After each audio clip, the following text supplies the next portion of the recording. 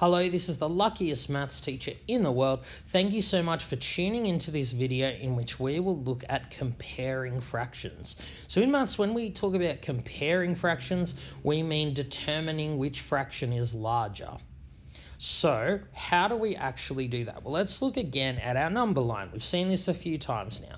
Between 0 and 1 are a whole bunch of fractions. So in black, I divided it into quarters, and in red, I divided it into fifths. So numbers to the right are larger, numbers to the left are smaller. So we can see clearly here, just from the number line, 4/5, for example, is greater than 3/4. So a way of looking at that, let's say I had a pizza. If I gave you 4/5 of the pizza, then I would give you more than if I gave you 3/4. We know that this number 4/5 is greater than 3/4 because 4/5 is to the right. So the symbol we use to indicate, to compare these fractions, is this one here. Remember, crocodile eats the larger number. Think of this as a crocodile's mouth. It wants to eat 4/5 because it's larger. This says 4/5 is greater than 3/4. On the other hand, we can see from the number line that something like 1/5 and 1/4, clearly 1/5 is less because it's to the left. So the symbol for less than just goes the other way. Remember, crocodile eats the larger number. So we want the crocodile's mouth to be eating the larger number. So this says 1/5 is less than 1/4, 4/5 is greater than 3/4. Now, we don't always want to draw a number line to compare fractions, because even though it does help us, it would take a lot of effort to do that each time. So how are we going to compare fractions without the number line? Well, fractions are easy to compare when they have the same denominator. I mean, you can probably tell very clearly that 7/8 is more than 5/8. 7/8 is greater than 5/8. If I gave you 7/8 of a pizza, you get more than if you get 5/8 of a pizza. That's all well and good when the denominators are equal. But what about when you have unequal denominators? How do you compare them? How do you tell which is larger? Well, what we do is use equivalent fractions, and we want equivalent fractions with the same denominator. To do that, we use what's called the lowest common denominator. What we do is we find equivalent fractions that have the same denominator. So which denominator will they have? The lowest common multiple of the two denominators here. So for 5 and 50, they are the two denominators. The lowest common denominator is the lowest number divisible by 5 and divisible by 50. It's the lowest common multiple of 5 and 50. So it turns out the lowest number divisible by 5 and 50 is 50. So what I want to do is I want to make both of these fractions have denominator 50. I want to find equivalent fractions for these two whose denominator is 50. Well, I don't need to worry about this one because its denominator is already 50.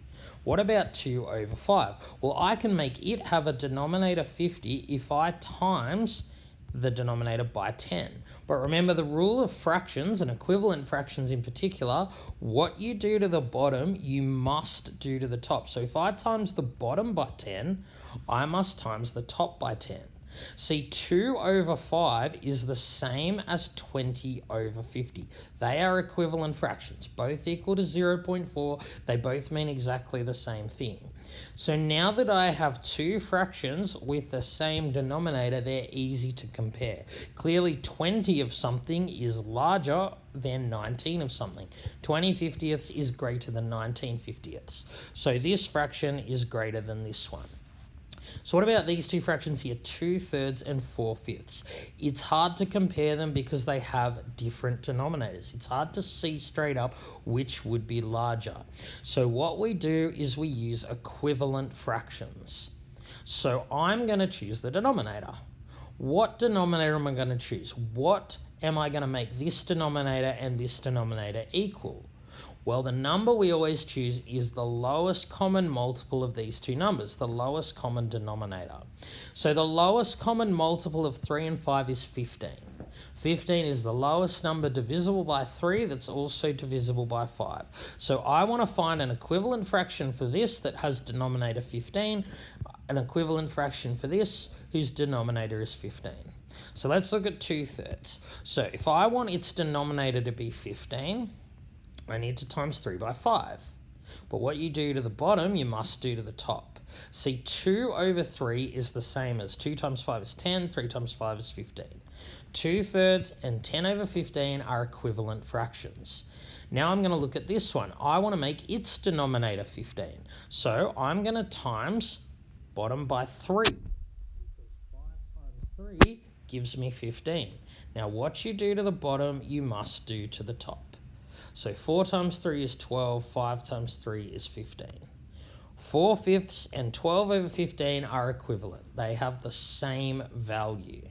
So now that the denominators are equal, they're very easy to compare. Clearly 10 of something is less than 12 of something. 10/15 is less than 12/15. So that means 2/3 is less than 4/5. If I give you 2/3 of a pizza, you're getting less pizza than if you get 4/5 of it. So when denominators are not equal, use lowest common denominator. All right, let's now look at a harder problem. So find the fraction between 2/7 and 2/9. So you might be tempted to say, oh, clearly that's 2/8. That's actually not the answer, because 2/8 is actually closer to 2/9 than 2/7. This one is between these two, but it's not halfway. If only maths was that simple. So how are we going to solve this problem? Well, we're going to use the process we used on the previous slide. We are going to make these two have the same denominator. Then it's much easier to compare fractions. So 2/7 and 2/9. So 7 and 9 have no common factors. That means their lowest common multiple must be 9 times 7 or 63. What I'm going to do is times bottom by 9. What you do to the bottom, you must do to the top. And for this fraction, I'm going to times top and bottom by 7. That will make each fraction have denominator 7 times 9 or 63. I want fractions with the same denominator. So what you do to the bottom of the fraction, you must do to the top. I don't need to times top and bottom of this fraction by the same as top and bottom of this fraction. When I say what you do to the bottom, you must do the top, I'm talking about one fraction in isolation. If you times the bottom of a fraction by 9, you must times the top by 9. But I don't need to times these two by 9 as well. I times the bottom by 7, so I times the top by 7. So 2/7, timesing top and bottom by 9, I get 2 times 9 is 18, 7 times 9 is 63. Now 2/9 times top and bottom by 7, I get 2 times 7 is 14, 9 times 7 is 63. So, which is the fraction halfway between? Well, now it's really easy to find out because they have the same denominator. Halfway between 14 and 18 is 16.